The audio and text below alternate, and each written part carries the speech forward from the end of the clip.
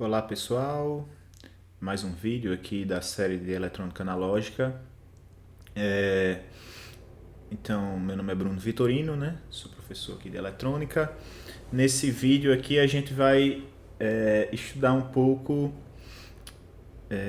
a base de funcionamento do componente que geralmente é o componente inicial visto nos cursos de eletrônica analógica, que é o componente, é o diodo, né? O diodo também conhecido como diodo semicondutor ou diodo retificador, né? É talvez o componente mais simples aí da eletrônica analógica. E a gente vai ver o funcionamento básico do diodo, certo? As questões de polarização desse diodo, ou seja, a ligação dele em um circuito eletrônico, certo? E um pouco da principal aplicação desse diodo, que é a aplicação como retificador, aplicação em um circuito retificador, certo? A gente vai começar aqui então com o assunto de um outro vídeo, certo? Só para retomar aqui a base da física dos semicondutores, certo? Então, para a gente entender o funcionamento do diodo, a gente tem que saber que o diodo semicondutor ele é fabricado, né, a partir de um material que tem essas características semicondutoras, um material semicondutor.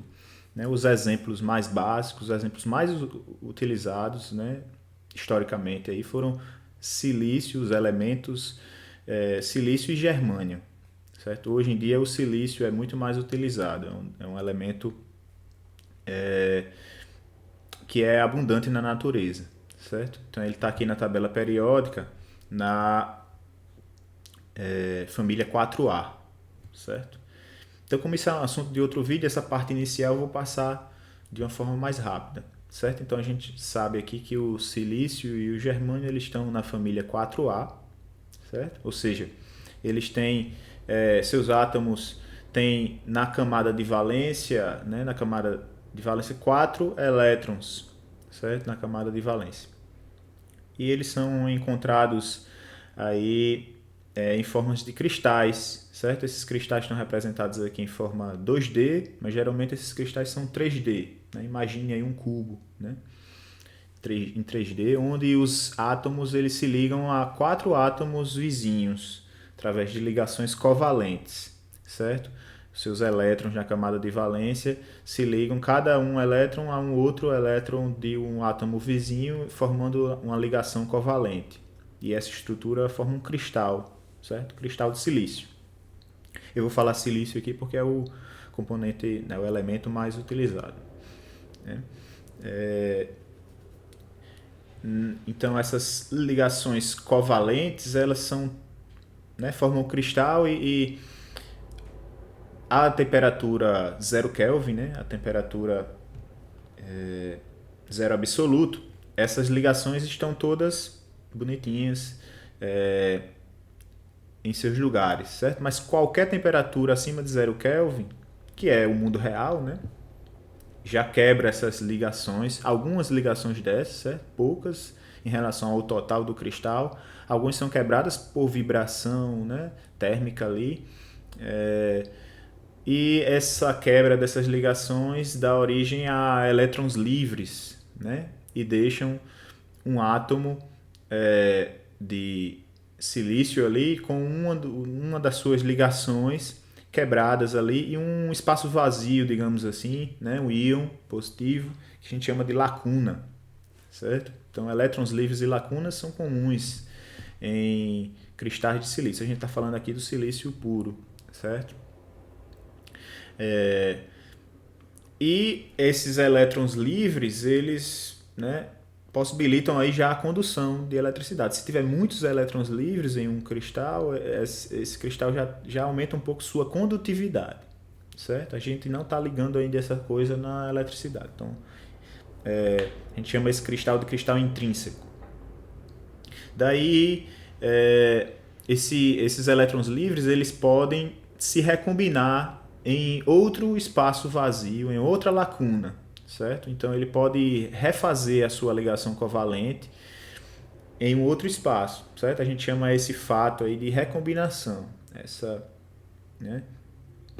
quando um elétron livre que saiu de uma ligação covalente refaz, né? Ele entra de novo na órbita de um outro átomo e se liga ao átomo vizinho. Esse fato é chamado de recombinação.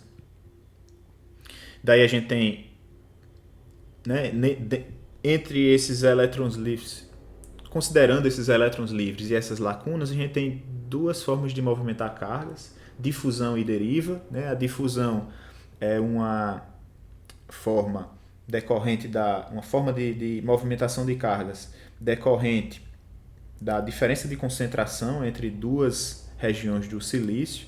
Né? Digamos que a gente tenha duas áreas de concentração bastante diferentes de elétrons livres e elas se juntam. Né?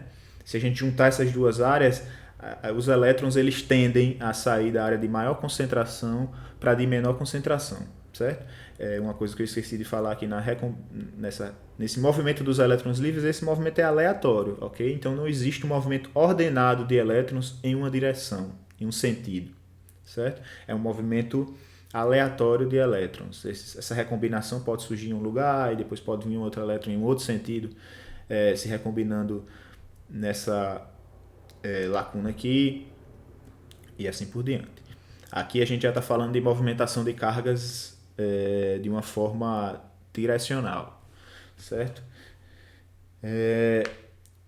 Então, por diferença de concentração, a gente chama esse mecanismo de difusão.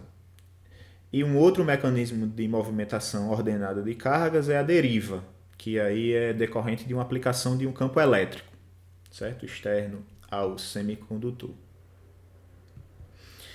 Ou mesmo gerado no próprio semicondutor, mas um campo elétrico, certo? Tem que estar presente para haver uma movimentação de cargas. São essas duas formas de movimentação. Daí a gente já deve saber, para entender o funcionamento do diodo, que o diodo ele não é formado por silício puro, certo? O diodo é fabricado e todos os elementos eletrônicos, na verdade, todos os componentes eletrônicos são fabricados com silício dopado, certo? Com silício ou do tipo N ou do tipo P, certo? A gente olhando aqui a tabela periódica, a gente sabe que o silício, né, ele está aqui na família 4A, tem 4 elétrons na camada de valência, mas a gente tem elementos aqui na família 3A e 5A que também são usados na eletrônica. Como é que eles são usados?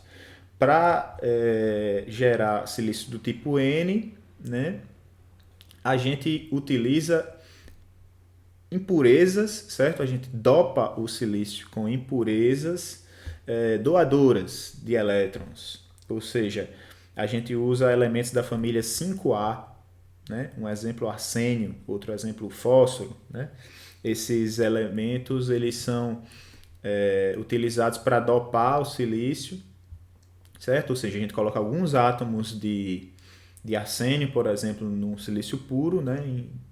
E aí esses átomos, como eles têm 5 elétrons na camada de valência, 4 deles se ligam aos átomos vizinhos de silício, né? Porque a concentração aqui de dopantes não vai ser considerável, né? Assim, não vai ser uma concentração tipo metade dos átomos vão ser de arsênio, não. É uma fração pequena do total de átomos do cristal. Então,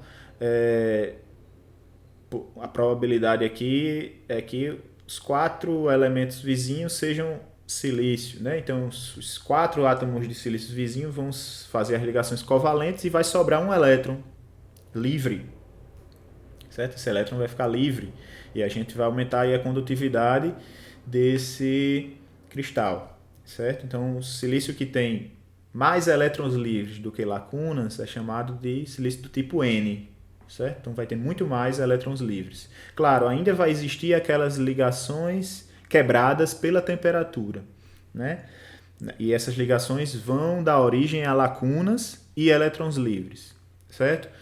As impurezas doadoras, elas só dão origem a elétrons livres, ok? Então, por isso a gente tem muito mais elétrons livres do que lacunas nesse silício do tipo N. certo? E esses elétrons livres também podem se recombinar, ok? Eles podem sair de podem entrar em uma lacuna e gerar um elétron livre em um outro lugar e assim sucessivamente. Mas aqui, então, tipo N tem mais elétrons do que lacunas.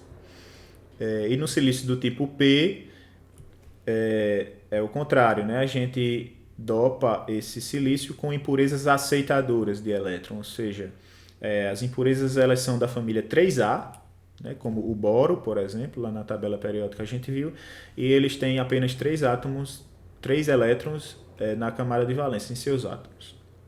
O que é que acontece? Os 3 elétrons vão fazer ligações com 3 átomos vizinhos e um vai ficar lá com a lacuna. Só que a gente sabe que vão ter elétrons livres em algum lugar e esse elétron livre, por exemplo, nessa figura aqui, ele já se recombinou ao átomo lá no átomo trivalente, ele se recombinou com a lacuna que estava lá, né? Mas deixou a sua lacuna em outro lugar, certo? Então sempre vai sobrar lacunas, ok? Sempre a gente vai ter mais lacunas então do que elétrons livres, ok? Se a gente fizer então uma dopagem com impurezas como o boro, ok? Então a gente tem um silício do tipo P. O tipo N, então para a gente meio que fixar aí, tipo N é negativo, né? Então ele tem carga negativa. Na verdade nem tem carga negativa, né? A gente não pode dizer que a carga estática dele é negativa, porque no fim das contas cada elétron ele tem um átomo que deixou um íon lá, certo? Então a carga total aí, né, elétrica é nula, mas ele tem mais elétrons livres do que lacunas. Então ele é negativo, certo? Tipo N. E o tipo P ele é mais positivo, né? Ele tem mais lacunas do que elétrons livres, beleza? E aí para formar o silício a gente tem a junção PN, ok? Aqui está cortando um pouco, mas a junção PN quando a gente junta, né? O nome já deixa óbvio, quando a gente junta um silício do tipo P com um silício do tipo N, ok?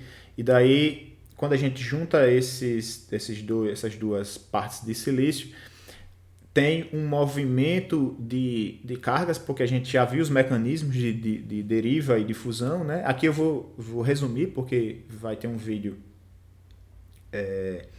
específico sobre isso, a gente vai falar um pouco mais.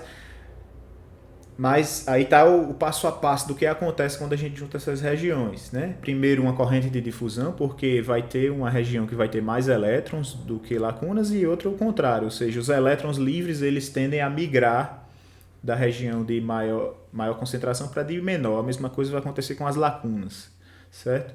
As lacunas não têm movimento por si só, mas elas têm um movimento relativo, né? Quando a gente vai recombinando, as lacunas vão sumindo de um lugar e vão aparecendo em outro.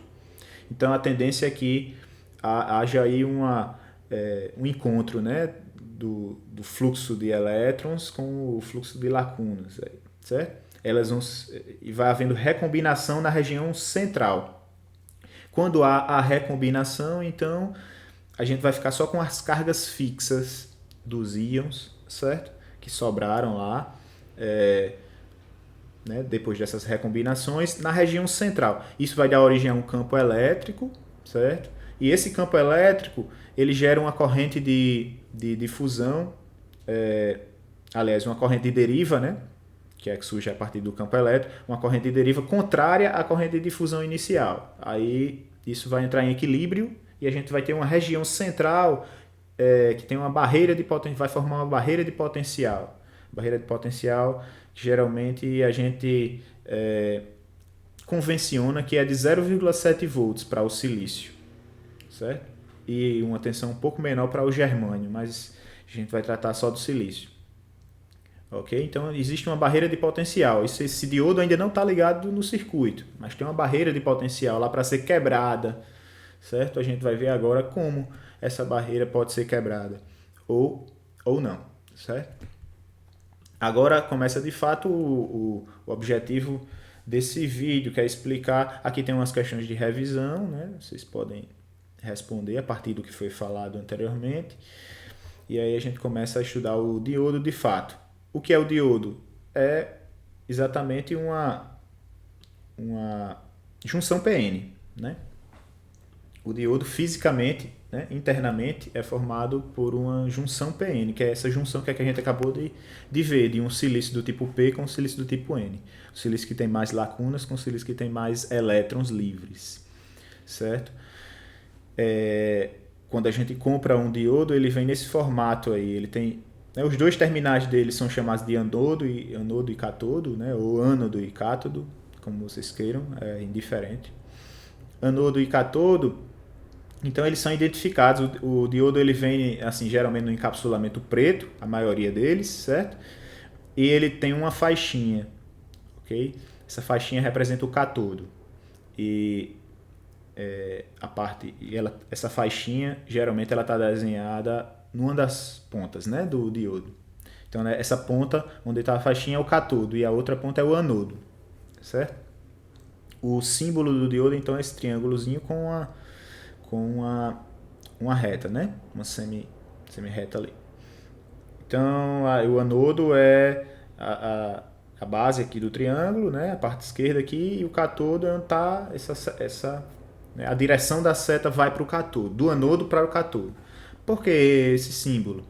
Justamente por causa do funcionamento, né? Isso diz muito sobre o funcionamento desse diodo, ok? Como assim? Como assim diz muito sobre o funcionamento? Vamos ver aqui. O diodo, então, né, é um elemento um componente eletrônico que só permite a passagem de corrente entre seus terminais em um dos sentidos. Então agora vai ficar claro, né? Se ele permite passagem de corrente em um dos sentidos, aqui já fica mais ou menos claro qual é o sentido. É justamente o sentido dessa seta, né? A corrente elétrica só passa por dentro do diodo se for polarizado corretamente, a gente vai ver a polarização daqui a pouco, e a corrente ela só passa do anodo para o cátodo e não passa no sentido contrário. Então esse símbolo já diz muito, né? A setinha está apontando justamente para o caminho que a corrente passa. E a gente tem meio que uma barreira aqui, né? Se a gente vier no sentido contrário, a gente vai encontrar essa barreira aqui, certo? Então basicamente é isso, só conduz corrente elétrica do anodo para o cátodo. O contrário não acontece, ok? O diodo ideal, né? A gente vai falar um pouco sobre o diodo ideal e o diodo real, né? O diodo que tem características elétricas reais. O diodo ideal é o seguinte, ele só tem dois estados, né? Ou ele está conduzindo a eletricidade, ou seja, ou a corrente está passando por ele, ou não, certo? Para a corrente passar pelo diodo, ele conduzir, né? Para o diodo conduzir, ele tem que estar polarizado diretamente, certo? A gente chama de polarização direta. Eu acho que vai estar aqui no próximo. A gente vai falar sobre polarização direta e reversa daqui a pouco. E, né, isso quer dizer que a tensão elétrica no anodo é maior do que no cátodo, certo? A tensão elétrica na região P é maior do que na região N, ok? Tensão externa. Agora a gente já está falando de ligar esse diodo em um circuito, certo? Se a tensão no anodo for maior do que no cátodo, então o diodo está polarizado diretamente e ele vai conduzir corrente. Se ao contrário é verdade, ou seja, a tensão no cátodo é maior do que no anodo, o diodo não conduz, certo? E aí ele ou no diodo ideal, né, que não tem queda de tensão, qualquer tensão maior do que zero, né, entre o anodo e cátodo, né, vai gerar um curto-circuito, ou seja, o diodo vai conduzir e não vai estabelecer resistência elétrica nenhuma, certo? Isso no diodo ideal, certo? E se o contrário for verdade, a tensão ali no cátodo for maior do que no anodo, qualquer tensão menor do que zero, né? Se a gente estabelecer uma referência, qualquer tensão então no anodo, se o cátodo for 0,1 volt, já é maior do que o anodo, esse diodo não vai conduzir, pode ser substituído aí por um circuito aberto, né? Ou seja, o circuito aberto não tem passagem de corrente, né? Aí no gráfico aqui a gente representa dessa forma, tensão no diodo e corrente no diodo, ou seja, se a tensão, a gente estabelece uma referência aqui, né? A referência da tensão é mais aqui no anodo e menos no catodo. Se essa tensão for negativa, ou seja, a tensão do catodo for maior, que é o exemplo aqui de baixo, né? Não tem corrente, ou seja, que está em cima do eixo X, corrente igual a zero. E para qualquer tensão maior do que zero, ou seja, qualquer tensãozinha no anodo maior do que no catodo, a gente tem a corrente elétrica passando, né? Então fica exatamente em cima do eixo Y, certo? Porque a corrente é maior do que zero, né? E a tensão no diodo é zero, não tem queda de tensão no diodo, certo? É zero a queda de tensão no diodo. A tensão aplicada aos terminais dele é maior do que zero, mas ele não, depois de estabelecido o curto-circuito, ele não oferece queda de tensão, né? É como se fosse um componente ali que é um fio, né? Ele vira um fio. Então não tem tensão zero em cima do diodo, né? Então por isso que está exatamente em cima do eixo Y. O gráfico então que está em cima do eixo X para tensões abaixo de zero e em cima do eixo Y aqui quando começa a conduzir, né? Esse é o diodo ideal. A gente geralmente utiliza o diodo ideal apenas para um entendimento geral assim do diodo, mas na prática a gente utiliza um modelo um pouco diferente que a gente vai ver já já. Como é que acontece dentro do diodo então? Já que a gente já sabe que tem elétrons livres, tem lacunas, como é que essas lacunas reagem e esses elétrons livres reagem às polarizações do diodo, né? Basicamente é isso. Se a gente está exemplificando com uma pilha aqui, certo? Geralmente a gente não faz isso, liga uma pilha diretamente a um diodo. Geralmente a gente coloca um resistorzinho ali no caminho, mas para didática aqui, né, para facilitar didaticamente, a gente está usando uma pilha.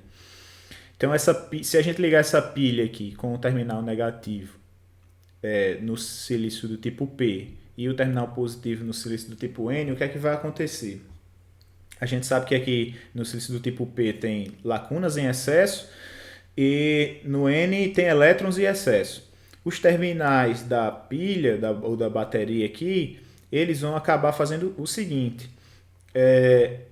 O terminal negativo ele vai atrair as lacunas para as extremidades do diodo, certo? Vai atrair as lacunas para as extremidades do diodo. Por quê? Porque é negativo e as lacunas aqui são portadores positivos, né? Aí o contrário acontece aqui. O terminal positivo está ligado no tipo N e ele vai atrair os elétrons livres, que são os portadores majoritários aqui, né? Que tem em excesso.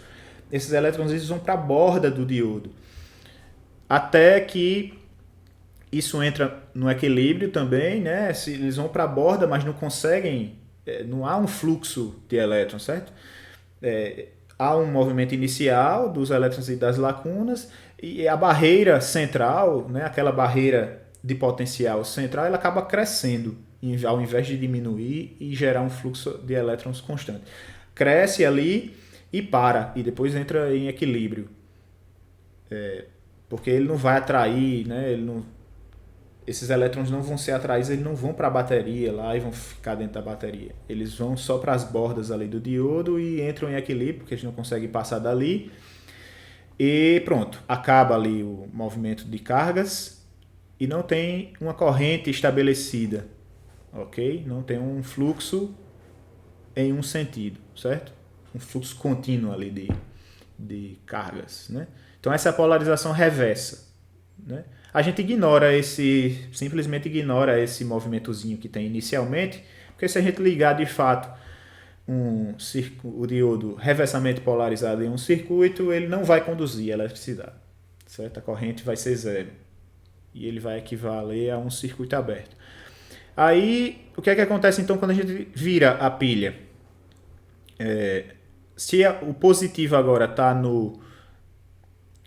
no silício do tipo P ligado ao silício do tipo P e o negativo está ligado ao silício do tipo N, a gente tem agora um fluxo de elétrons constante. Por quê? Porque os elétrons que estão aqui na pilha, eles vão se juntar aos elétrons livres do diodo, né? Do silício do tipo N, vão invadir aquela barreira de potencial inicial, né? Que a gente tinha. Vou voltar aqui. A gente tinha uma barreira aqui, né? Eles vão invadir a barreira, né? Porque é uma potência, né? Uma quantidade de elétrons muito maior, né? Agora, a gente tem uma pilha aqui, né? Tá falando de uma pilha. Então, esses elétrons vão invadir a barreira de potencial, né? E a mesma coisa com as cargas positivas aqui, né? As lacunas. Elas vão ser, né? Imagine agora, em vez de atração, existe ali também uma repulsa, né? Cargas positivas, com cargas positivas elas se repelem, né? Aqui é a mesma coisa, cargas negativas com as cargas negativas, os elétrons livres aqui se repelem também.